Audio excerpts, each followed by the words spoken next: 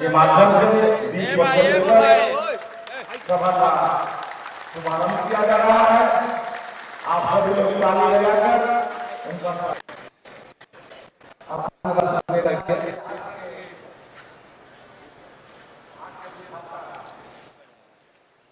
हम लोगों के कर्म लिखने वाले आपके सामने उपस्थित हो गए हैं।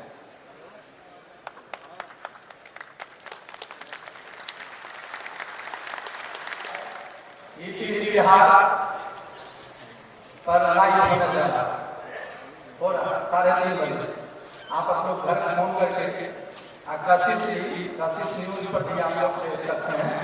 आपका यह पूरा प्रोग्राम लाइव है।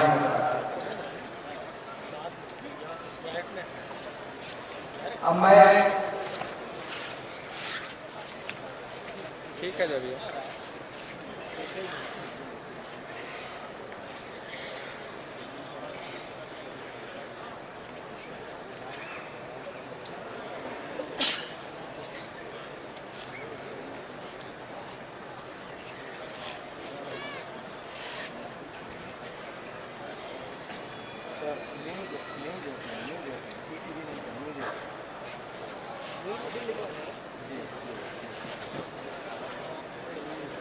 हाँ हाँ उनको बोला हुआ है न्यूज बोल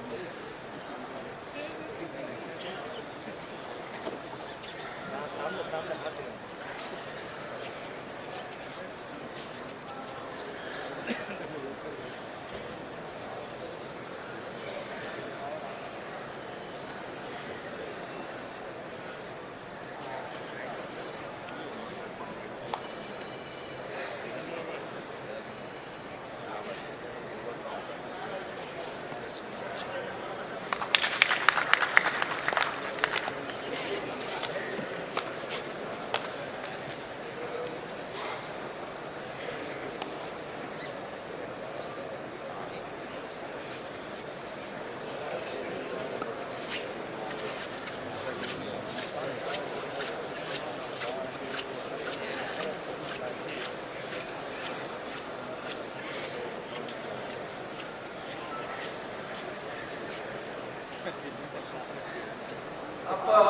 बेगूसराय के माननीय विधायक हमारे राजकुमार जी अब आपको आपके सामने अपनी बात को रखेंगे और आप लोगों का मनोबल संगठन के प्रति बढ़ाएंगे।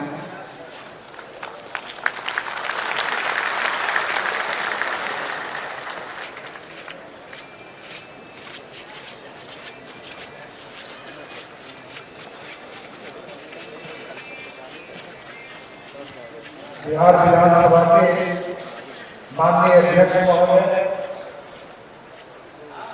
स्वास्थ्य मंत्री माननीय नगर पांडे जी, पर्यावरण मंत्री नीरज जी, देवेश जी और बिहार सरकार के माननीय यशस्वी उप मुख्यमंत्री तारकिशोर जी और यहाँ पर सबसे पहले हमारे माइनिंग विभाग के माननीय जनक राम जी आप लोगों के बीच पहुंच चुके हैं, इसलिए उनका जोरदार स्वागत किया गया।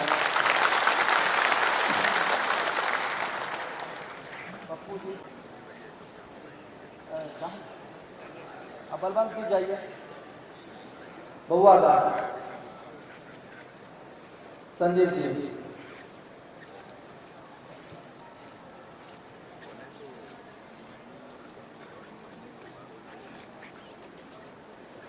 जोरदार स्वागत ताली से।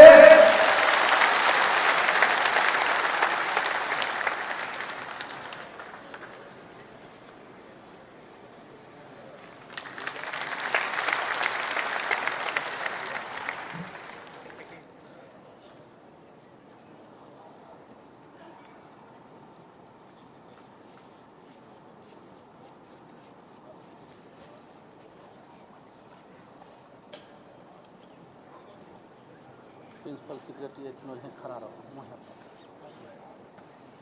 हाँ अरे 2 मिनट सर, हम अपनी बात को अब रख लें। सेवा में माननीय उप मुख्यमंत्री महोदय, बिहार सरकार बिहार ईंट निर्माता संघ 1.5 मीटर की गहराई तक मिट्टी खनन के लिए माइनिंग संक्रिया से बाहर रखने के प्रावधान के लिए माननीय मुख्यमंत्री नीतीश कुमार जी एवं बिहार के तत्कालीन उप मुख्यमंत्री जी सुशील कुमार मोदी जी का पर्यावरण प्रधान सचिव माननीय दीपक कुमार सिंह, माइनिंग प्रधान सचिव महोदय हरजोत कौर को धन्यवाद ज्ञापित करते हैं। बिहार ईंट निर्माता संघ के मांग पत्र पर ट्रैक्टर 1 धुरी 2 टायर भारत सरकार बिहार सरकार के आदेश के मुताबिक 5 टन से 7 टन के लिए जिला परिवहन पदाधिकारी को आदेशित करने के लिए माननीय शीला कुमारी परिवहन विभाग एवं माननीय उप मुख्यमंत्री तारकिशोर बाबू का हम हार्दिक अभिनंदन करते हैं। मैं माननीय विधानसभा अध्यक्ष विजय कुमार सिन्हा जी एवं बिहार के उप मुख्यमंत्री माननीय तारकिशोर प्रसाद जी, हमारे स्वास्थ्य मंत्री माननीय मंगल पांडे जी, हमारे माइनिंग विभाग के पदाधिकारी जनक राम जी एवं हमारे पर्यावरण के माननीय मंत्री नीरज कुमार बबलू जी का मैं बिहार ईंट निर्माता संघ आप समस्त ईंट निर्माताओं के तरफ से उनका हार्दिक अभिनंदन करते हैं। मैं माननीय विधायक देवेश कांत जी एवं माननीय विधायक राजकुमार जी का हार्दिक अभिनंदन करता हूँ। बिहार सरकार एवं प्रदूषण नियंत्रण बोर्ड बिहार ईंट निर्माता संघ के सहयोग से पूरे भारत वर्ष में 90% से ऊपर भट्ठे स्वच्छ तकनीक में परिवर्तित हुए हैं। यदि बिहार सरकार इसे अंतर्राष्ट्रीय एवं राष्ट्रीय स्तर पर इसका श्रेय ले सकती है, जिससे बिहार ईंट निर्माता संघ का मनोबल ऊंचा होगा। परंतु स्वच्छ तकनीक में भट्टे को परिवर्तित करने से ईंट निर्माताओं की कार्यशील पूंजी जाती रही। इसके ठीक बाद कोरोना काल में ईंट की बिक्री नहीं होने के कारण पूंजी की कमी होती गई। तत्पश्चात सरकारी योजनाओं में लाल ईंट का प्रतिबंध और लाल बालू की कमी, इसकी उच्च मूल्य ग्राहकों की आर्थिक भाव से ईंट निर्माताओं की ईंट बिक्री नहीं होने से साहूकारों का ऋण का बोझ जिंदगी जीने पर विवश कर दे रही है।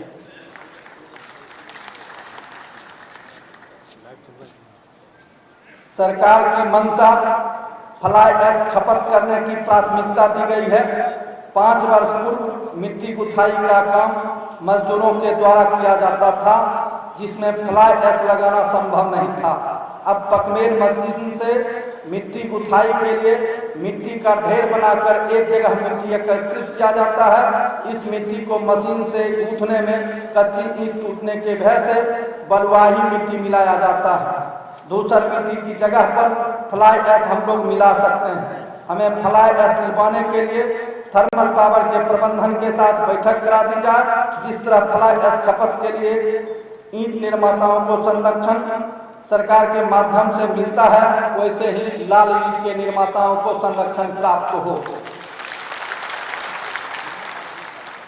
माननीय लाल ईंट की आयु फ्लाई ऐश ईंट से ज्यादा है। मैं माननीय मंत्री गण से लाल ईंट के प्रतिबंध को समाप्त कर स्वैच्छिक उपयोग की महत्ता दी जाए। बिहार के अधिकतर क्षेत्र बाढ़ ग्रसित हैं।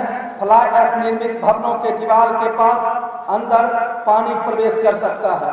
फ्लाई ऐश से निर्मित भवनों का टूटने पर पुनर्उपयोग संभव नहीं है। फ्लाई ऐश के टुकड़ों का उपयोग नहीं है। इन सारी बातों से लाल ईंट मुक्त है। ग्रामीण क्षेत्रों एवं शहरी क्षेत्रों में फेवर ब्लॉक लगाने से पानी जमीन के अंदर नहीं जाएगी।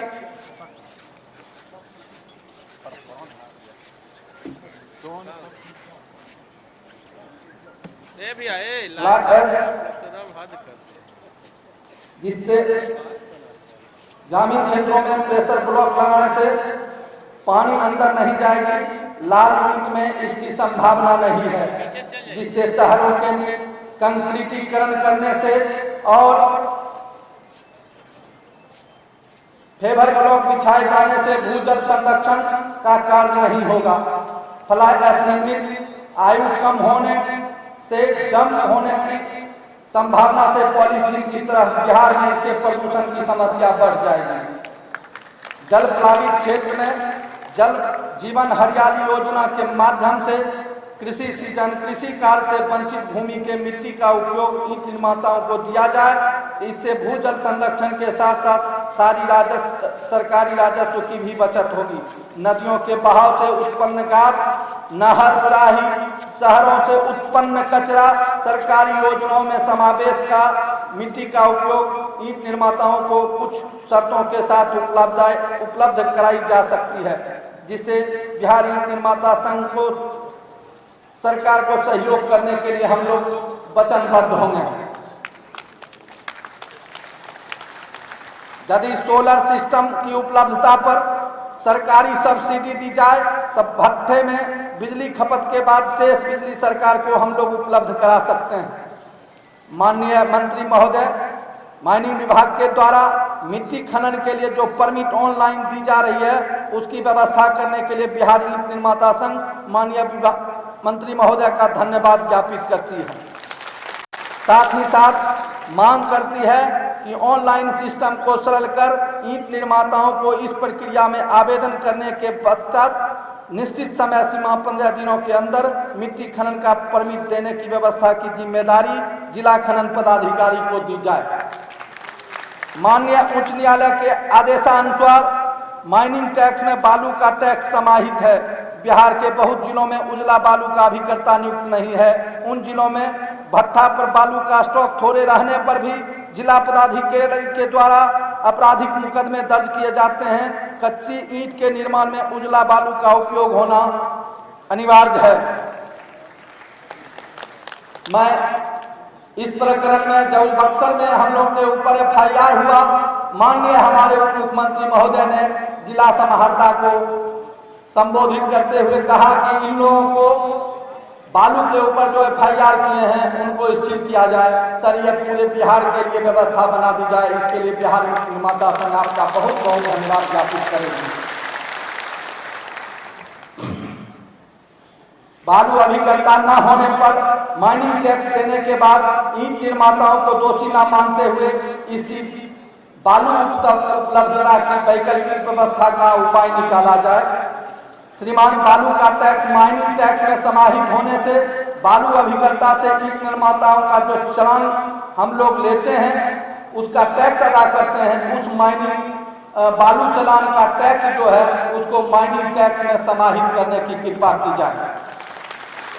प्रदूषण नियंत्रण बोर्ड की तरफ से कोल जांच यूनिट की स्थापना के लिए जो फंड अग्रसारित की गई है, न कोयले की जांच व्यवस्था पर कोई प्रगति दिख रही है।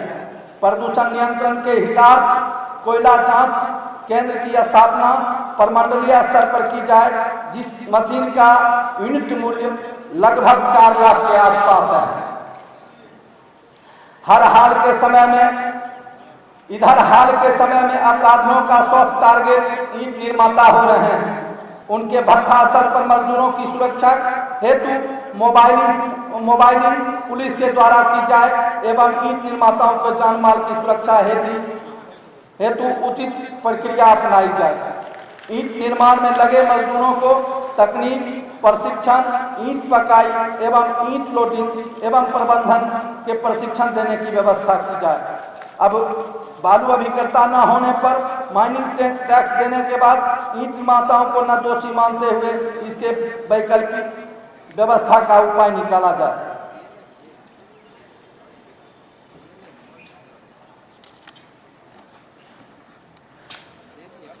सर, प्रदूषण विभाग में ईंट निर्माताओं के द्वारा जुर्माना जमा करने के बाद भी पोर्टल में दिखने पर प्रोग्रेस दिखाया जाता है।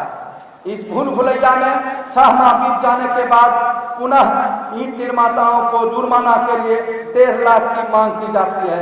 इस चाहमा की सीमित समय अवधि की समाप्ति की जानकारी जो ईंट निर्माताओं को न मिलने से पुनः 1.5 लाख जुर्माना मांगा जा रहा है। इसकी ऐसी व्यवस्था की जाए इसी कार्य के लिए ईंट निर्माताओं को दोबारा जुर्माना न लगे।